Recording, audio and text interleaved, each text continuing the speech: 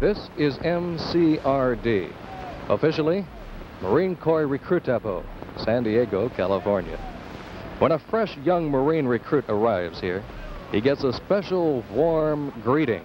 It's a welcome that will linger in his memory forever. You are now at receiving barracks, Marine Corps Recruit Depot, San Diego, California. Hundreds of thousands of young men have entered here, gone through recruit training, and come out Marines. You can too. While you're here, you'll be treated like men. In return, we demand instant obedience to all orders and regulations. When a Marine fails to obey orders, he is punished. If you fail to obey orders while you're here, you'll be punished also. Now, the first thing you're going These are the first words the new Marine recruit hears. Already, he has learned the meaning of fear. Thousands of young men from Ohio to the Pacific coast arrive at the San Diego Marine Recruit Depot each year to stand on footprints painted for them on the pavement, like so many quivering statues, learning at once what the drill instructor calls instant obedience. Their transformation from lowly civilians to United States Marines will take 8 weeks. The boys won't be called Marines until they graduate from here, but they begin to look the part right away. This is the famous boot haircut, administered by a cold-hearted barber who must have been trained shaving peaches. It seems his only purpose is to sever from the head that last vestige of civilian individuality. Maybe a certain amount of civilian pride goes with it, but in its place a new pride will develop, the pride of the Corps. Private Robert Hayes of Arvada, Colorado will earn that pride, and in time his face will show it. Hayes' parents live at 10931 West 60th Avenue in Arvada. Hayes is 23, about 5 years older than the average Marine recruit. The first meal at Mcrd is no feast, but it's plenty wholesome, and the food soon tastes good to hungry appetites. Says the drill instructor, "All right, girls, sit." The recruits soon learn where they get the nickname Boot. Once the processing phase is completed and clothing and weapons are drawn, the boys are put into 84-man platoons. They'll stay together as a unit for the entire 8-week training period. It's said that today's raw material is not as physically fit as the civilian newcomers were in the old days. The physical readiness test helps determine how much progress the Corps is making in its avowed purpose to build men. These exercises are timed. In addition, boys who are overweight or weak go to a special physical training platoon to build them up before they undergo regular training.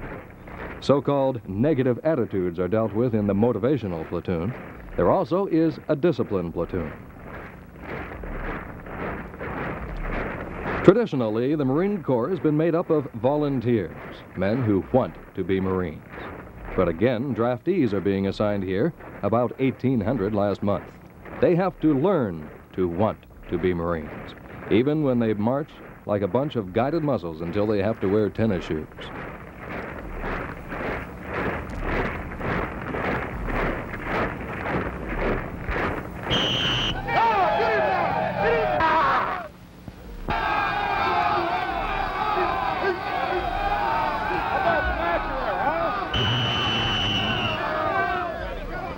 Screaming like a bunch of bayoneted banshees, these boots are practicing individual combat with a pugil stick. They're learning the art of self-defense and attack, using a padded stick that's the same weight and length as a rifle and bayonet.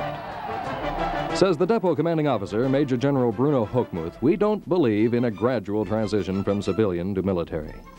Indelibly imprinted on the mind of the young recruit next to the image of the drill instructor is the obstacle course. He meets it soon and he gets to know it well. Portions are run and rerun until each obstacle is met and mastered. The basic training period here at Mcrd is 8 weeks now instead of the usual 11-week boot camp. The abbreviation was necessitated by the Vietnam situation. It means a reduction in some of the so-called less essential training. To Private Hayes, nothing could be less essential than this, but the Marine Corps has its own ideas.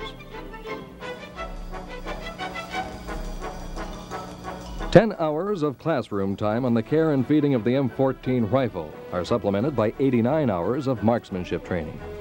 After 8 weeks in recruit training here, the boys will graduate and receive 4 weeks of combat infantry tactics and fighting skills at Camp Pendleton, California, followed by more training on Okinawa.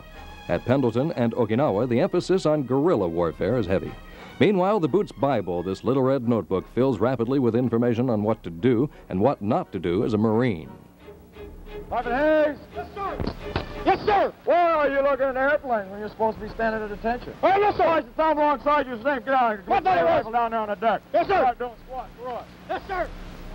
Private Hayes doesn't need many of these special sessions with a drill instructor to learn two things. First of all, pay attention. And second, DIs must take mean pills with every meal. But finally, the big day arrives. After 31 hours of inspections, 43 hours of physical conditioning, 98 hours of mess and maintenance duty, and a multitude of informational lectures, character guidance classes, lectures in Marine Corps history and tradition, plus a memorable 4-hour conditioning march, graduation day means the goal has been reached. The first phase, the recruit phase of training, has been completed.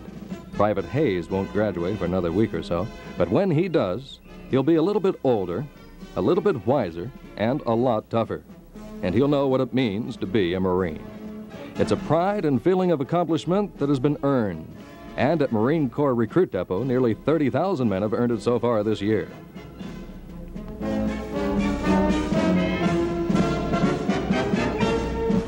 The Marine Corps combat tradition speaks for itself.